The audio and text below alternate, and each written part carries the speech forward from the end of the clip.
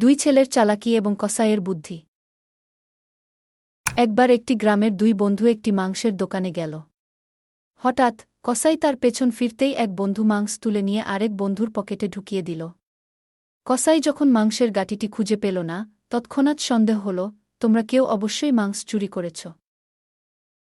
চালাক ছেলে যে মাংস তুলেছিল গম্ভীর শপথ করে বলল, আমার কাছে কোনো মাংস নেই। কি অন্যজনও হাত জোট করে বলল, আমি মাংস চুরি করিনি। কি কসাই কি তাদের কথায় বিশ্বাস করবে? রহস্য জমে উঠল। বুদ্ধিমান কসাই মুচকি হেসে বলল, আমার সাথে এই চালাকি কাজ করবে না।